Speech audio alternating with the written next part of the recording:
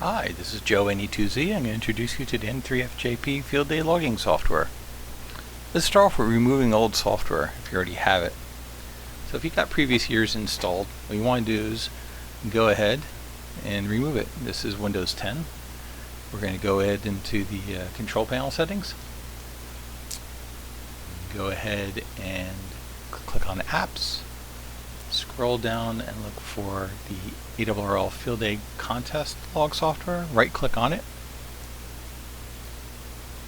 Click uninstall.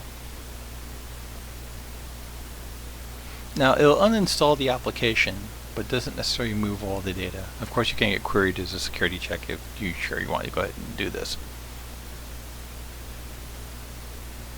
Go ahead and close that out. And then what we'll do is we'll go ahead and let's go ahead and open up Explorer. Now, again, as I said, there's a bunch of artifacts that get created in this. What we want to do is go ahead and open up the user-specific folder. Because what happens is there's a folder called Affirmatech that's created that has a number of files in it that need to be reduced. Now, mind you, I advise you doing this removal if Field Day software is the only, if the N3FJP logging software is the only N3FJP logging software you have installed, because N3FJP sells a whole suite of software packages. So if you already have some other N3FJP software installed, don't go into this additional step because you'll probably create more headache than what it's worth. But again, where those files are actually stored is you go into C drive and click on the users, and then you click into your login name. For me it's Joe, and in there's going to be underneath documents there's going to be a directory for Affirmatech. I right click on it and just delete it.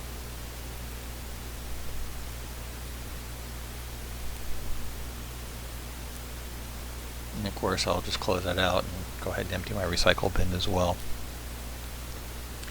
So there, the N3FJP software, Field Day Logging software should be completely removed.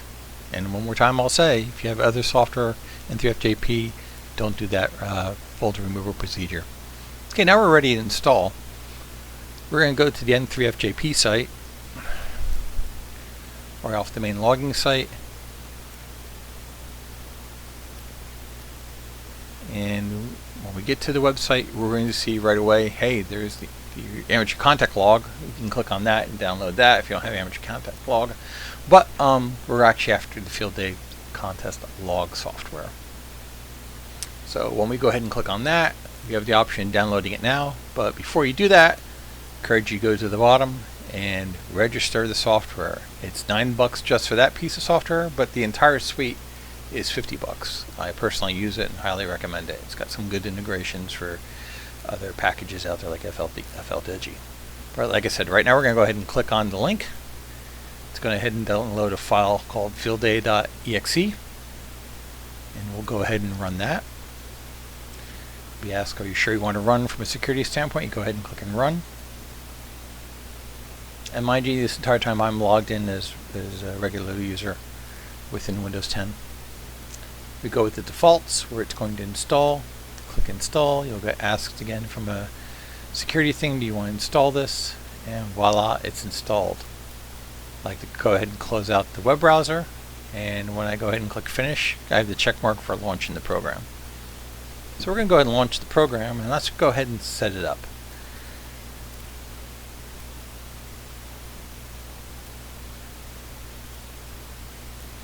You'll get this nice banner page, and you'll get another banner asking you to go ahead and register your software. So hopefully you've already went ahead and registered it.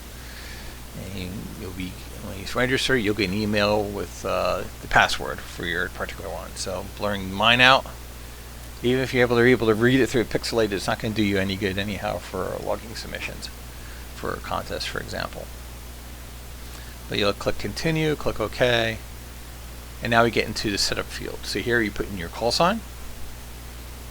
And once you've done that, it's going to auto-populate country, continent, and it'll put in some default latitude and longitude. And it'll also put the proper zone identifying for other contests or what have you. or just in general where we are in this Q zone or ITU zone around the world. Go ahead and update your latitude and longitude to something close to where you're at. So this way, when you get some supplemental information about distance to certain things, it's pretty accurate, which is cool.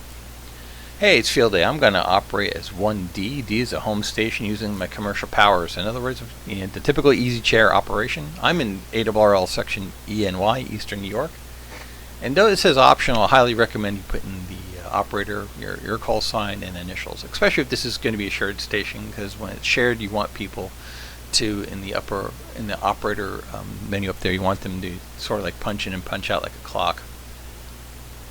Here you see the standard dashboard. Recent contacts upper left, your score in upper right. Lower right is all the sections. Each one of those turn blue as you operate a section. And the lower left, call class and section is actually where you populate your data when you're making your entries.